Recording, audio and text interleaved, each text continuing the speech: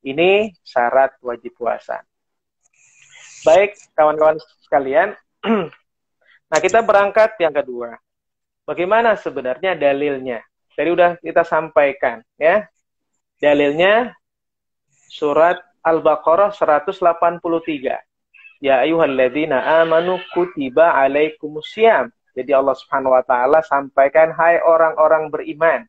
Jadi khitabnya, ya panggilannya khusus buat orang beriman, karena itu syarat wajib puasa adalah mereka yang beriman kepada Allah Subhanahu wa taala. Kemudian kata di situ kutiba alaikumusiyam, diwajibkan kalian untuk berpuasa. Yang kemudian kalau kita baca hadis yang lain, bahwa puasa merupakan rukun daripada rukun Islam kita. Baik, karena waktunya juga tidak banyak, saya cuma 30 menit, bahasannya cukup panjang sebenarnya, kita singkat-singkat saja. Nah, yang kedua adalah terkait dengan fardu puasa. Kewajiban puasa itu seperti apa, ya? Di buku ini disebutkan wa fara'idus shaumi arba'atu asya.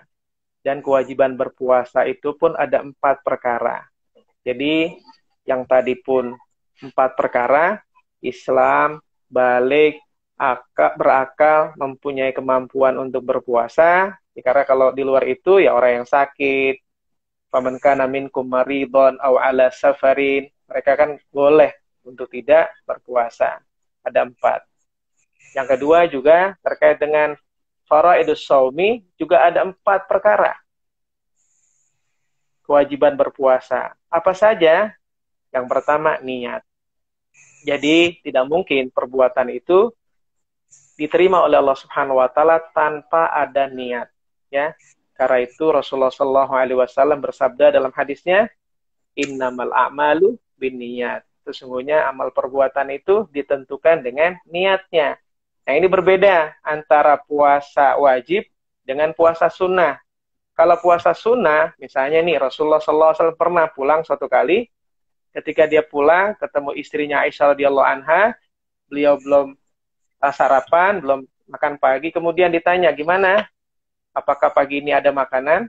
Kemudian Aisyah mengatakan, oh tidak ada makanan. Ya udah, baik, saya akan berpuasa. Ini kalau terkait dengan puasa sunnah.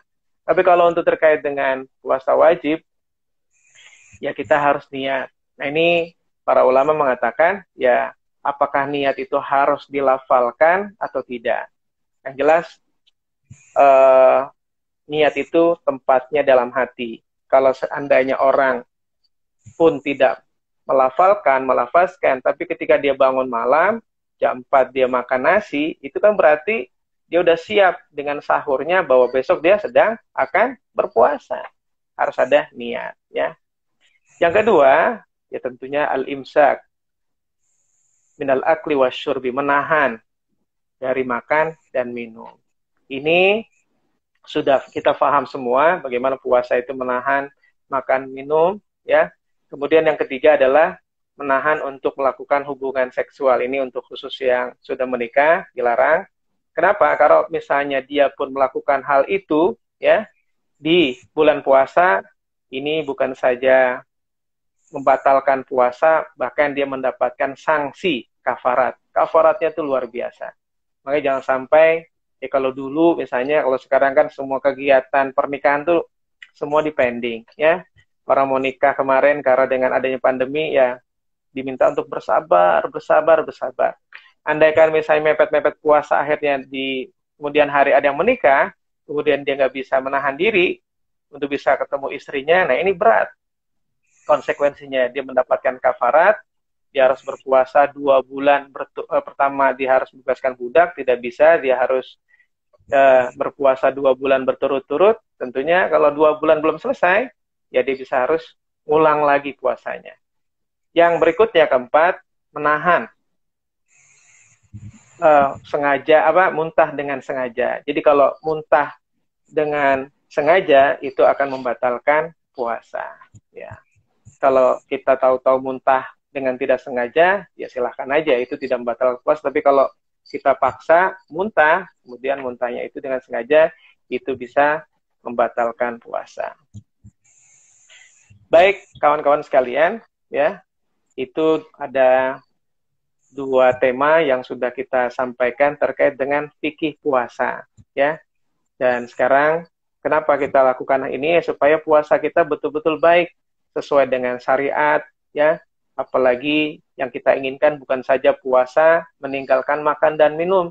Ini Rasulullah SAW ingatkan, kamin sha'imin laisa lahu min siyami illal ju' wal atash. Betapa banyak orang yang berpuasa itu hanya menahan rasa lapar dan haus saja. Karena itu kita bisa ya mengisi dengan nilai-nilai yang positif, meninggalkan maksiat, meninggalkan hal-hal yang tidak bermanfaat, kemudian ya mengurangi segala perbuatan dosa. Kenapa? Karena bisa jadi ya itu bukan membatalkan puasa sebenarnya, tapi mengurangi pahala puasa. Wah, udah ada yang masuk tuh pertanyaan. Gimana, apa langsung dijeda gini atau misalnya ya? Ustadz memberikan materinya sudah selesai, nanti langsung dilanjut sesi tanya jawab. Oke, kita sampai jam berapa? Jam 5 ya? Jam 4:30 Ustadz, sebentar lagi. Oh, oke. Oke, yang terakhir ya. Oke, yang terakhir yang membatalkan puasa, ya. Wallaz yuftiru bihi shaim asyratu asya. Dalam buku ini disebutkan ada 10 hal yang membatalkan puasa, ya. Pertama, ya disebutkan mawasala amdan ilal jawfi warrasi. Sesuatu yang benda yang sampai ke dalam tenggorokan. Kemudian warrasi dan kepala. Dalam hal ini telinga. Ada juga mengatakan dalam kepala juga hidung. Nah, tadi sekalian tuh ada yang bertanya tuh. Kayaknya orang Ternate yang nanya nih. Nah, jawabannya adalah kalau dia berenang, apakah yang membatalkan puasa itu makan dan minum, kemudian sesuatu benda, ya, cairan itu masuk ke dalam tenggorokan, atau misalnya rongga hidung di sini kemudian masuk ke dalam, nah itu bisa membatalkan puasa.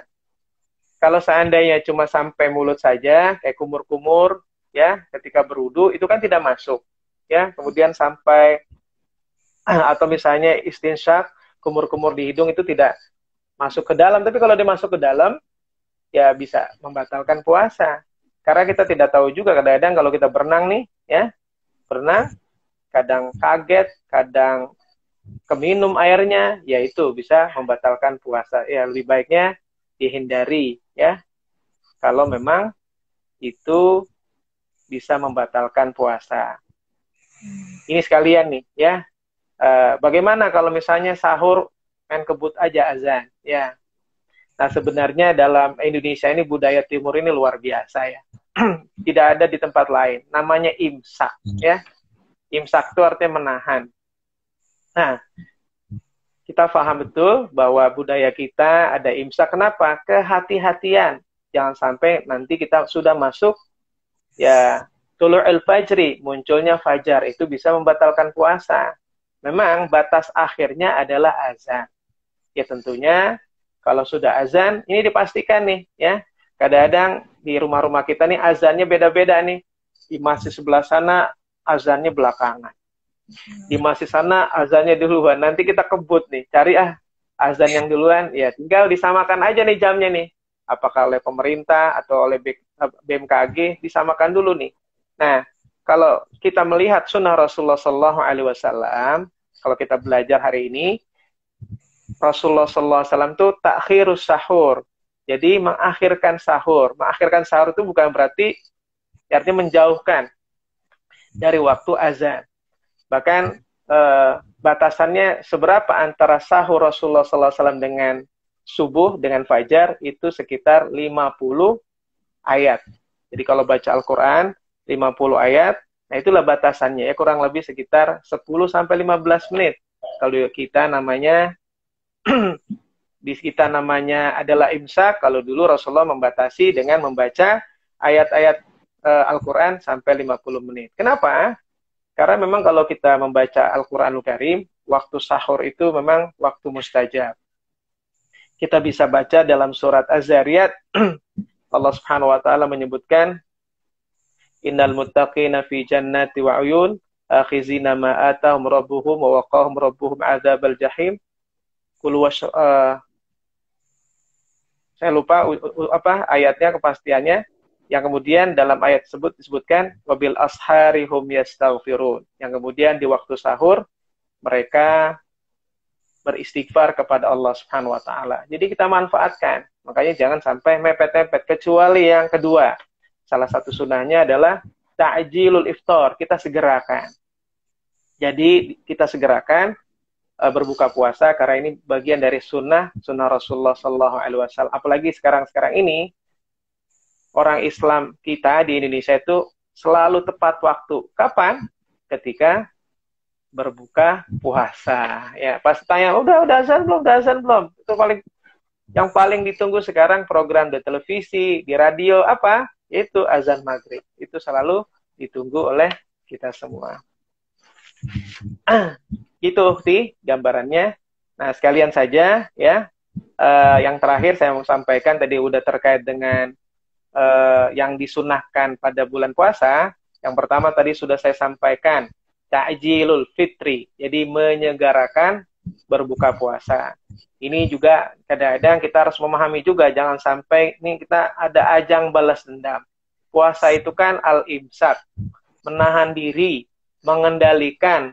Jangan sampai antara kita berpuasa atau tidak berpuasa tidak ada pengaruh sama sekali. Seolah-olah kita ini ya udah waktunya nih, udah iftar. Ya udah, makanya Rasulullah SAW sunnahnya dia hanya memakan yang pertama itu adalah buah kurma. Kalaupun dia tidak dapatkan buah kurma, dia minum air putih. Ya udah, istirahat dulu sebentar. Karena filosofi puasa itu kan kita bisa peduli kepada yang fuqara wal masakin, kepada orang-orang yang tidak punya. Jangan sampai pada bulan puasa emang di kita ini unik. Ada buah hanya pada bulan puasa. Apa yo? Ada di bulan puasa. Ada makanan yang khusus ada pada bulan puasa. Ada kolak, ada buah ini, buah itu, dan lain-lain. Seharusnya kita bisa, ya kita bisa melakukan ini ya dengan kepentingan puasa yang sesungguhnya.